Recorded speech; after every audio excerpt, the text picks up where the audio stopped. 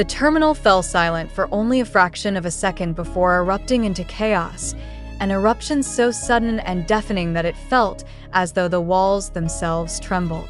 Why were two of the world's most recognizable figures stepping into the same arrival hall at the same moment, unannounced, in a foreign country?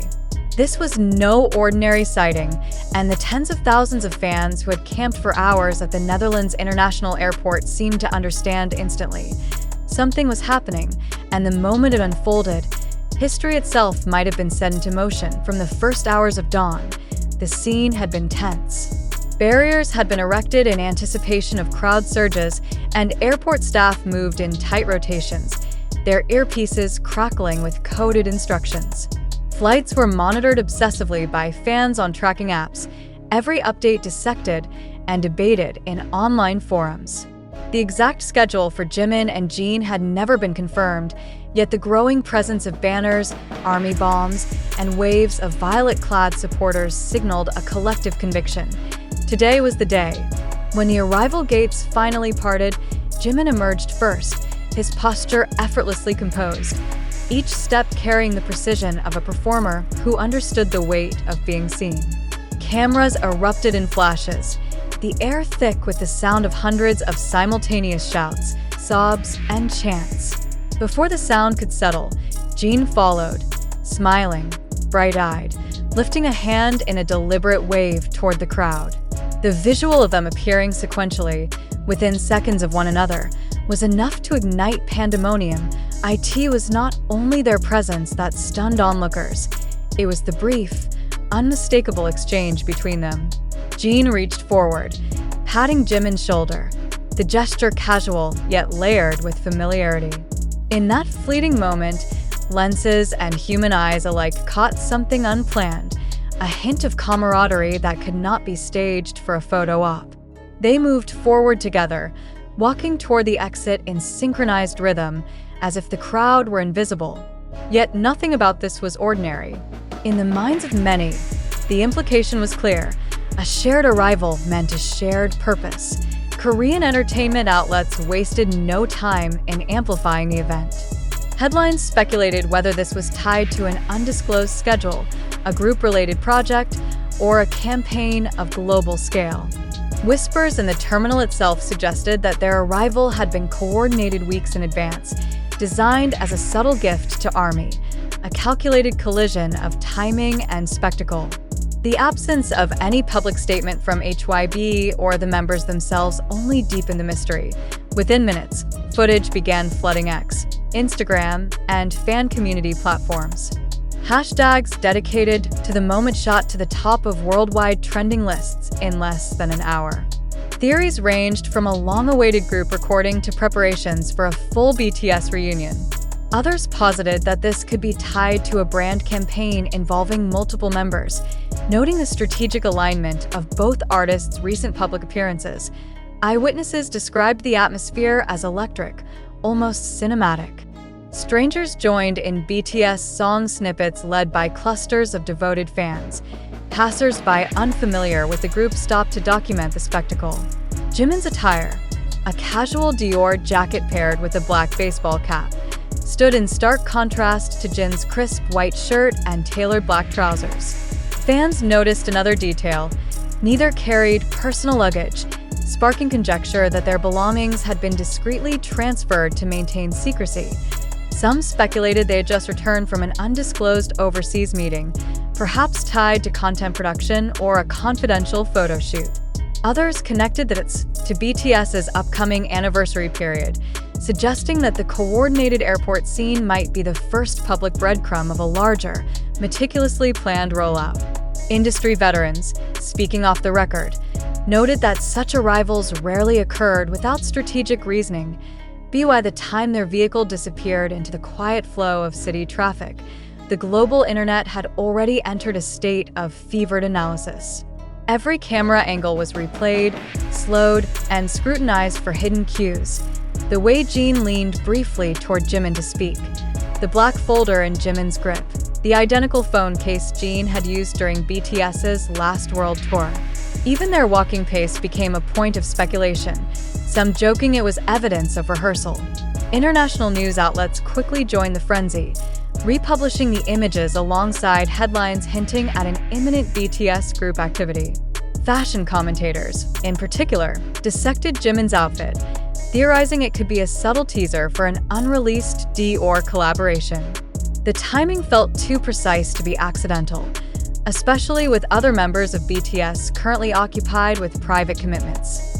This was, many believed, a classic hybe maneuver, delivering hints without explicit confirmation. As evening fell, online forums brimmed with elaborate theories. Experienced K-pop analysts admitted the move was unusual. A joint airport arrival was more than a coincidence. It was a communication strategy in itself. When Jimin and Jin appear together in public like this, one insider noted, there's always a bigger picture. The resonance of the moment extended beyond the K-pop community. Mainstream morning shows across Asia aired footage of the arrival, interspersed with interviews of fans who had camped overnight in the terminal. Some confessed they had skipped work or school entirely for the chance to witness even a passing glimpse. The emotional temperature of the event was amplified by the natural contrast between the two artists, Jin's approachable warmth and signature wave against Jimin's modest, almost shy smile. One brief exchange caught on camera became a focal point of speculation. As the flashes intensified, Jin leaned toward Jimin, speaking directly into his ear. The content of that sentence remained a mystery, but for the fandom, it was enough to spark days of debate. Was it personal? Professional? A coded reference to something only they knew? That no photos or posts emerged from either member's social media afterward was itself unusual, deviating from a pattern of casual travel updates. Fan accounts linked the sighting to other subtle industry movements. Certain producers affiliated with Big Hit had gone quiet on social media, a habit they adopted during major confidential projects. Meanwhile, several global brands tied to BTS members had secured high-profile advertising slots in the coming weeks. Such alignment, to seasoned observers, was not random. BY Night's End. The phrase "airport comeback scene" trended globally, fueled by fan-edited videos that transformed raw footage into cinematic montages. Whether this was the prelude to a group reunion or the unveiling of something entirely new remained unclear. But one truth was undeniable. The simultaneous return of Jimin and Jin had left the global fandom on high alert, unwilling, and perhaps unable to look away for ARMY. This was not just an airport appearance. It was a signal, a silent yet unmistakable promise that the BTS story was still being written, and that whatever came next would be bigger than anyone was ready to imagine. The question now was not if something was coming, but when, and whether the world was prepared for the scale of its arrival. The hours following their departure from the terminal only intensified the storm. Social media platforms that had already been overwhelmed by photos and shaky fan videos evolved into real-time investigation hubs. Digital sleuths began cross-referencing timestamps, analyzing flight logs, and even comparing the reflection in a single glass panel behind the members to determine the direction of their exit route. Every clue, no matter how microscopic, was elevated to the level of potential evidence. Fashion forums magnified the mystery further. Observers noted that Jimin's casual Dior jacket was part of a line not yet officially released, while Jin's sharply pressed trousers bore subtle tailoring details associated with a luxury brand preparing for a major seasonal campaign. For many, the attire alone suggested both were serving as living billboards for an announcement that had yet to surface. The conversation shifted again when fan-shot video captured a second vehicle leaving the same airport exit within minutes of the first. The tinted windows prevented any confirmation of its occupants, but speculation erupted instantly. Was another BTS member involved in this covert movement? Some ARMY accounts insisted they had spotted a faint silhouette in the back seat that matched another member's profile, igniting a fresh wave of trending topics. Meanwhile, international press escalated coverage, framing the moment not only as a fan event, but as a calculated cultural signal. Analysts described the coordinated arrival as a rare deployment of celebrity capital, an act designed to collapse physical and digital worlds into a single, explosive point of global attention. Every broadcast segment, from Seoul to Sao Paulo, carried the same undertone. This was no accident. BY Night's end. The fandom's collective pulse had merged into a single expectation. Theories competed for dominance, but all carried the same conclusion. Something was imminent. In every clipped video, in every grainy photo, in every speculative thread, there was one unshakable sentiment. This moment was not the conclusion of a story, but the ignition of a new chapter, and ARMY would be ready the instant it began. The unprecedented scene at the Netherlands International Airport continues to reverberate across global media and online discourse. Yet amid the storm of speculation, admiration, and emotional fervor, a more pressing question emerges, one that demands sober, unflinching consideration. Did this event occur precisely as it appeared, or have we collectively been drawn into a meticulously orchestrated spectacle designed to provoke precisely this level of public reaction? Can any observer claim with certainty that every frame, every angle, and every account has been an unaltered reflection of reality? Or are we, perhaps unknowingly, consuming a narrative crafted to blur the boundary between fact and performance? It is essential to acknowledge that the sources feeding this phenomenon are varied and fragmented. Videos and photographs have proliferated through TikTok, YouTube, Twitter, and other platforms, often re-edited, recaptioned, and recontextualized by individuals with no direct affiliation to official channels. This raises a critical consideration. To what extent do these sources serve as reliable evidence? And to what extent do they function as catalysts for mass interpretation, even fabrication? When a piece of footage is repeatedly shared and modified, does it retain its original meaning, or does it evolve into an entirely new artifact, stripped from its original context yet treated as indisputable proof?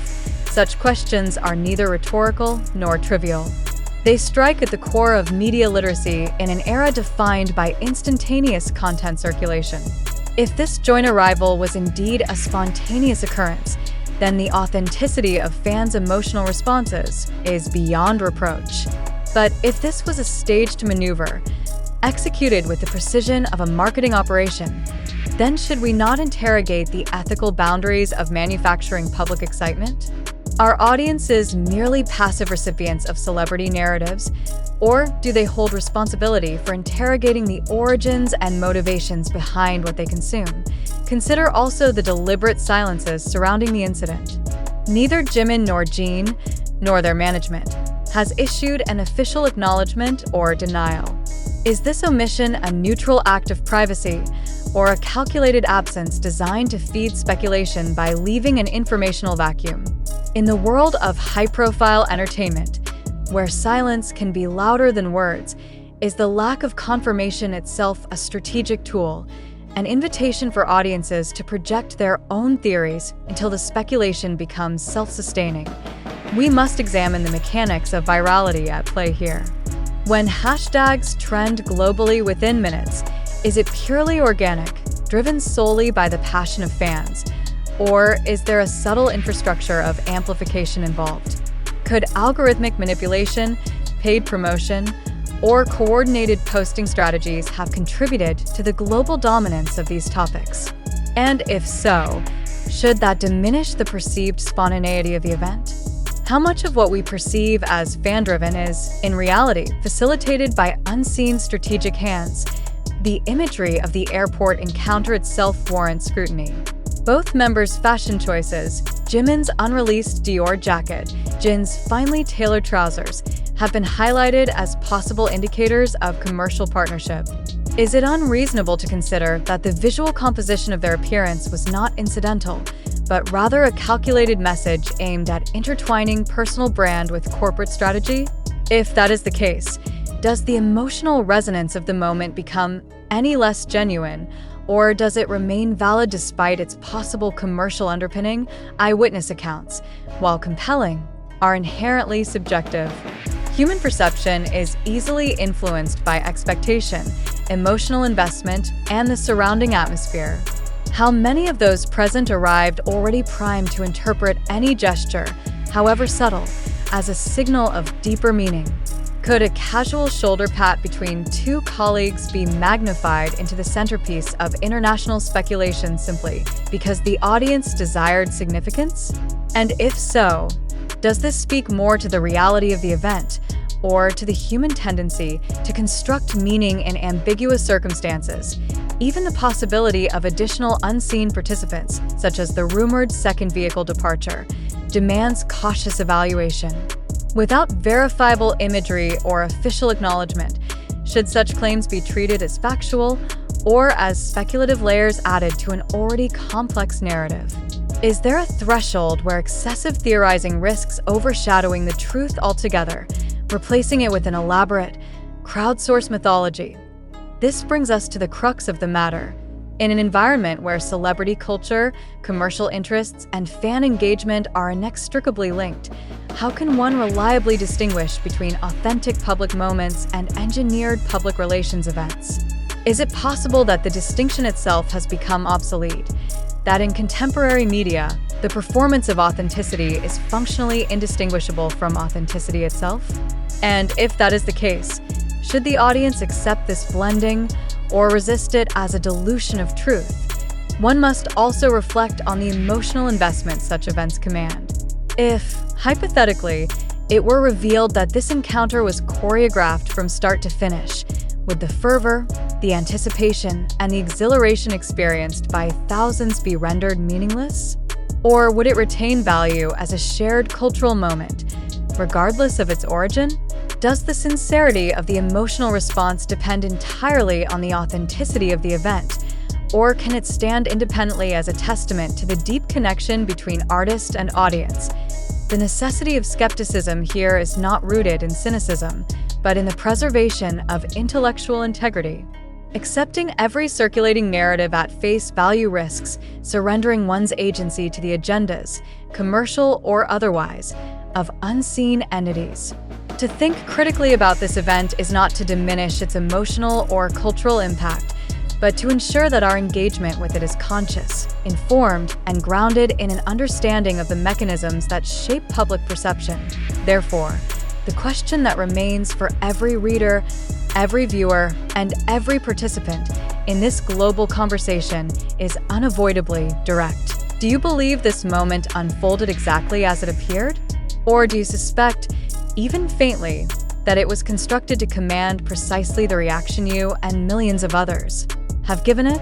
Is the story you are embracing an accurate record of reality, or is it an expertly crafted illusion designed to sustain your attention until the next calculated spectacle arrives? We must not shy away from these questions, however uncomfortable they may be. For in the space between certainty and doubt lies the opportunity to reclaim our role not merely as consumers of narrative, but as evaluators of truth. And in an age where spectacle often masquerades as spontaneity, that role has never been more critical.